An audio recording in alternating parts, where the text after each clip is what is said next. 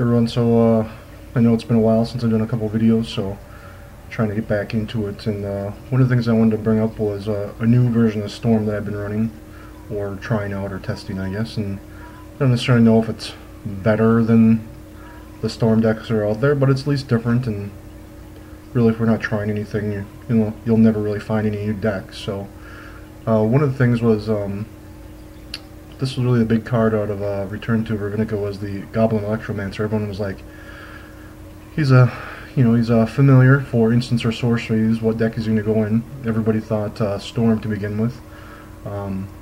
Tried a lot of different iterations, some with sack lands, some with the depletion lands. I tried different shells as far as generating mana with either Snap or Cloud of Fairies. And then as I was playing it, I realized that, it's actually probably just better to substitute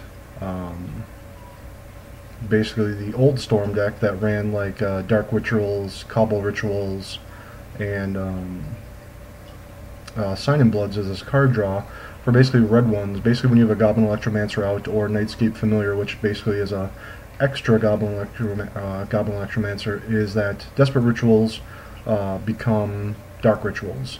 Also, Seething Song becomes Cobble Rituals with no criteria or no precursor to getting 5 mana. Also, it turns Metamorphosis into actually accelerates. They're basically a Rite of Flame for a green or a red.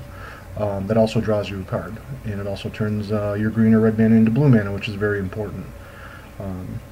Some of the other cards that I was looking at were basically you wanted to make sure that the card draw had 1 blue in its casting cost, and then it's infinitely better. Words of Wisdom says 1 blue, draw 2 cards. Compulsive Research with 2 of the guys out there says draw 3 cards for a blue. And then Deep Analysis, flashback wise, only costs a blue and 3 life to flash it back. It also has some synergies with Faithless Looting. Faithless Looting in this particular deck is very good, just because when you can cast it for a red and flash it back for a red, pitching a lot of land, it's just been excellent so far in my testing of the deck. I'm not sure of all the numbers quite yet. I've been playing it very sporadically, but it does feel really good. A lot of times, as soon as you get a Goblin Electromancer out there, if they don't kill it right away, I've easily drawn 40 cards with the deck. Sometimes you only draw, actually a lot of times I'm right at basically the precipice of winning with 1 grape shot, and I'll draw like 16 or 18 cards, or cast 16 or 18 cards and only find 1 grape shot. So I've been trying to work out the numbers a little bit better, just to try to get some more card draw in there. I decided to cut a land, put another Faithless Looting. Typically I always like seeing it, so I'm actually I've been doing pretty well in the Return to Ravnica drafts. I won some 8-4s. I did okay in the release events. I got like a Jace the Architect, which sells for like 25 in a 4-3-2-2 draft, and actually just drafted it for the money, and then I ended up actually winning that 4-3-2-2 draft, so that was pretty good. So I'm just going to take this into the constructed queues. My sideboard is not very well thought out. I don't really know. We probably want more Duresses, honestly, than say like Dispel or Hydroblast or Pyroblast and whatnot. But as you can see, this actually does not have like a transformational sideboard. You don't have Empty the Warrens and the Goblin Bushwhacker, which you probably could. The problem is that you would need to take out, you would take out your 4 grape shots, and then you need to basically give up some of your card drawing, because really what these Nightscape Familiars do and Goblin Electromancers do is, after the 3rd ritual or the 3rd spell that you save mana on, it's just like a ritual, basically, a Dark Ritual, or say Rite of Flame for 3 mana. So basically every spell after the 3rd one where you're saving mana, they actually become more efficient or better. So that's just been my limited views on it, or limited testing. So I'm gonna see if we can get a game in. I haven't played the two-man queues in a very long time, so I have no idea what to expect. Probably from my last times I played, I believe I ran into Infect a bunch. Some blue post. It doesn't even look like Pauper is really firing. The last one was probably about, looks like 7 minutes ago or so. So we'll see if we get another one to fire. A lot of people, I'm sure, are playing Rabbinica. It's a lot of fun. I do like it a lot.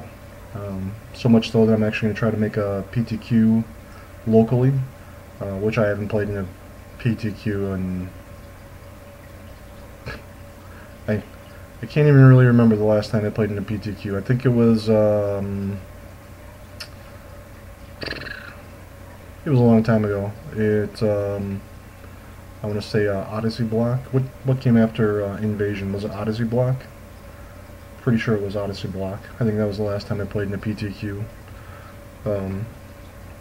Made top 8 of that PTQ, then drafted terribly, so it didn't work out very well for me.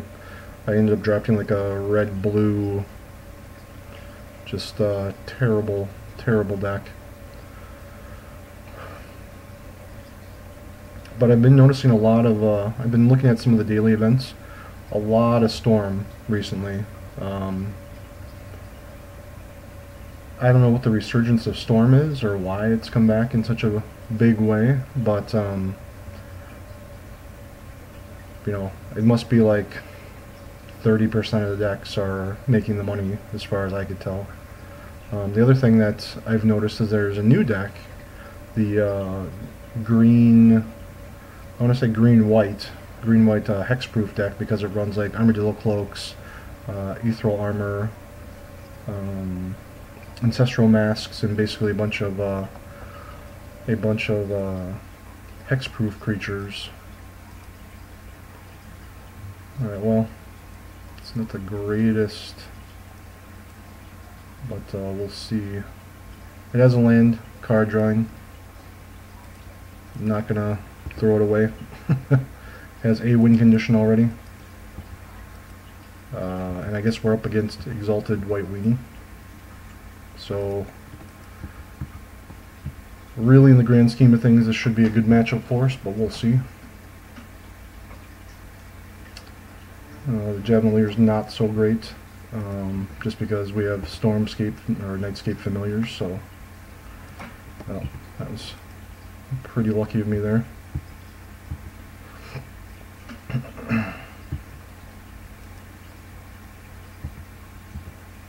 Kind of hoping for a Razor Golem.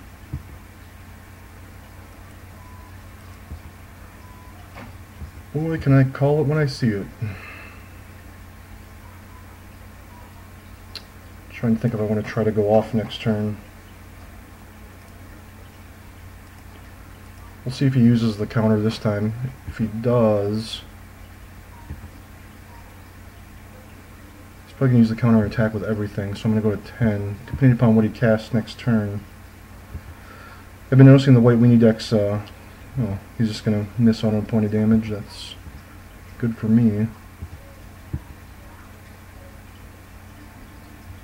So they run some sort of boosting power now.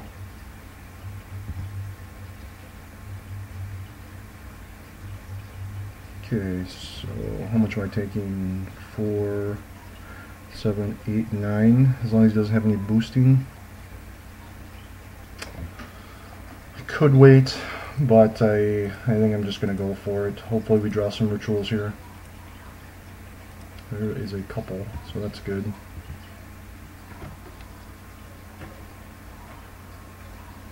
Well, that's good. Metamorphoses are extremely good. I'm actually going to cast the Nightscape Familiar since he's tapped out. Doesn't have an active Vacation Javelineers, so I don't necessarily need Goblin Electromancer. Although I could cast both. It does make Compulsive Research and Faithless Looting a little bit better. But I'd really want more, a couple more rituals here.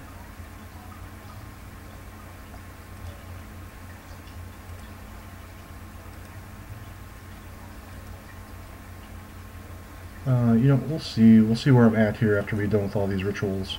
I may end up casting him still. And there's a Seething Song, so I think I actually am going to cast him, just because it'll make Compulsive Research, Faithless Looting, and Seething Song better. I get to cast this for a single red.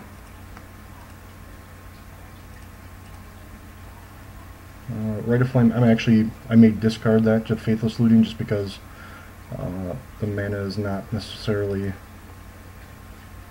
necessary at the moment. But we'll see. Definitely going to cast this. Alright, I do want to cast one Rite of Flames. I'll probably end up casting the other one here in a second.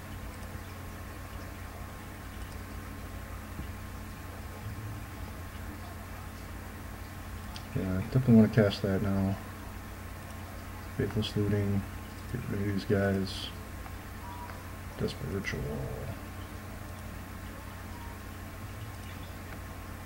Another blue.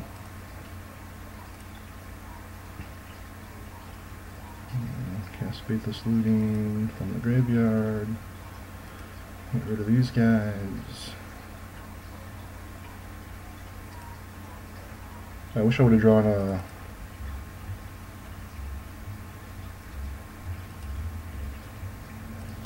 wish I would have drawn a Deep Analysis. That would have been nice.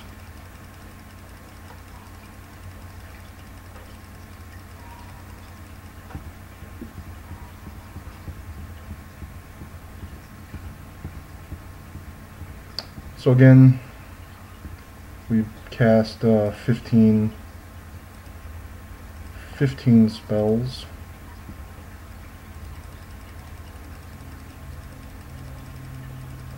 So it's very, very, very close to being just, you know, you only need one grape shot to basically win. Just needs a couple more card drawers or something. I'm trying to think what he's probably going to bring in.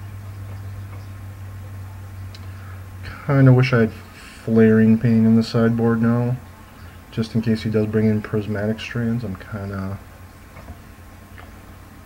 weak to Prismatic Strands.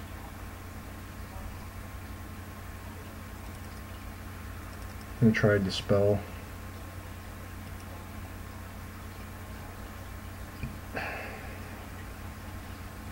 Because we're really not too concerned about any of the other sideboard cards that they typically bring in for Storm, except for, I forgot, he might bring in Unicorn.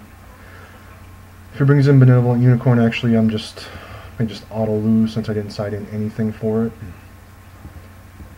which is my mistake. I forgot about Benevolent Unicorn, even though I mentioned it, I'm not sure how many times. So, no Benevolent Unicorn. That's good. No Razor Golem next turn since he picked up a land. That's good.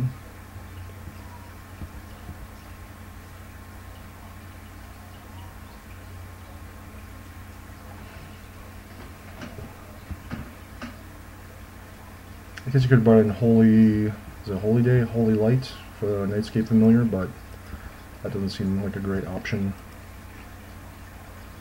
Picked up Doom Traveler. It seems kind of strange. So this is a bit of a problem with the deck. Like I gotta burn... Actually, I'm just gonna say... What do I want to get rid of? I'm actually gonna discard Faithless Looting. Just because I might end up casting both of these, so it's pretty much the same casting down in my hand.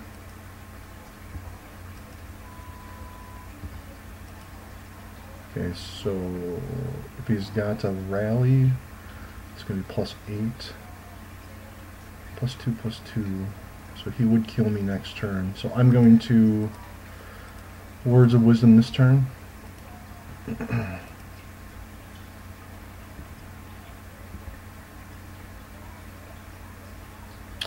Alright, well, I gotta burn a Geothermal Crevice. which is unfortunate. Actually, you know what? I can actually cast, or I was going to say a Metamorphosis, not a Geothermal Crevice. I can actually cast Nightscape Familiar and use this for green, so that's always nice. Red, blue. Words of Wisdom is good. Let's see, what do we want to do here? We actually want to cast, probably just want to cast all of our rituals. We're going to need the mana somewhere. Definitely want to cast this for blue though. Words of Wisdom. Need a couple more card drawers here. Now I'm going to probably regret dumping that Desperate Ritual here.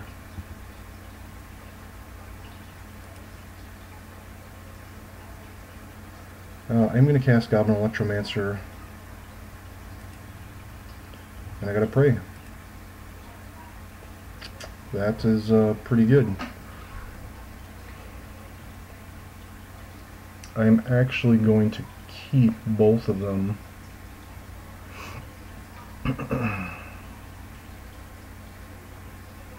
Trying to figure out, well, we want to get rid of Nightscape Familiar in the land, probably. Cast Rite of Flame for a bunch of mana.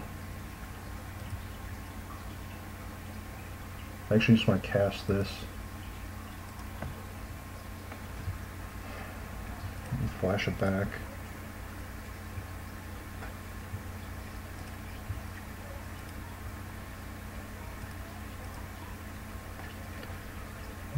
Let's go with,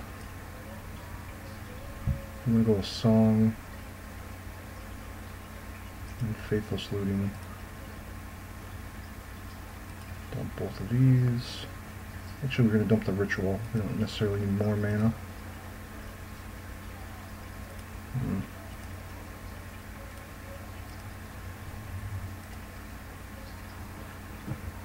Blue mana. Flash this back. And there is our double Grape Shot. So, like in times past, instead of getting cute, I like seeing, oh, how many cards can I draw, yada yada yada. I'm just going to go for the win, because I've done it in the past, and then I lose because I miscount my mana. So, you know, no reason to showboat. You can just win. Winning is always a lot better. At least in my mind. I wonder if this time did I get to 20? I actually did get to 20. I didn't need the extra Grape Shot. That was a surprise to me. Actually got to 21 spells. Could have cast a couple more. So that time it worked out well. A lot of times, at least in my testing, again, I've only probably played about 20 or so games with it, and it doesn't normally end. I get to like 15 or 18 spells, and then I just bomb. So this is sort of the new deck that I'm working on. I know that we were looking at Rebel Post and sort of wrap that up, stating that, you know, I don't feel it's a necessarily tier 1, tier 2 deck. It's more like a tier 2.5, 3. And the work that we've done on it, I think the two versions that I like the most were the black-white and the green-white versions. And those ones, you know, they could be polished up a little bit, but I feel the amount of effort to get those into a better configuration is probably not worth the time, unfortunately, at this time. Until we get some more Rebels that are, you know, better to search for, that are a little bit higher on the power curve. Like, I just think you have better options as far as decks you can play in Pauper. The thing to remember about Pauper is that it's an eternal format, I guess is what they call it. I'm from a long time ago. I call it Classic or Type 1. But really you want to be doing broken things, basically, with your decks. You know, you want to be winning on turn 2, or you want to be drawing 40 cards, or, you know, you want to be generating 17 mana off, you know, 4 lands, or whatever Cloud Post does, or, you know, you want all your cards to 2 for 1, like the old blue-black Rat Muldrifter decks. And really the Cloud Post deck, when it gets going, it can be broken. But to get it to get going, you need to have, you know, a 1/1 creature live. And then you need to have, you know, 8 mana in play with 2 1/1 guys, and then you need, you know, 16 mana with 4, you know, 1/1 or 2/1 or 1/2 guys in play. So it's, to me, it always felt very fragile, because one of the things about this format, even though it is an internal or legacy or, you know, classic format, type 1 format, it's still very much dominated by creatures. Even the combo deck, even this one, you know, you have Goblin Electromancers, Nightscape Familiars, and even the old Storm decks, they run Empty the Warrens, and, you know, you still win by creatures a lot of times. So if anyone has any suggestions, please feel free to email me, or just you know, send me a same time, sorry, that's a work thing. Send me an instant message on either YouTube or even on some of the forums that I post on, and, you know, any suggestions I'd love to take a look at. If you put in more time or testing and feel like there's better options or better choices for the deck, I'm certainly all for it, because like I said, just you know, just this one practice game, you can see the deck is it's very powerful. It's missing something to push it over the edge. I feel like it needs like 1 or 2 more different card drawing things, and there is one thing that I kind of wanted to test. I'm not sure if it's correct or not. It's the flashback spell for like a blue and 2 colorless.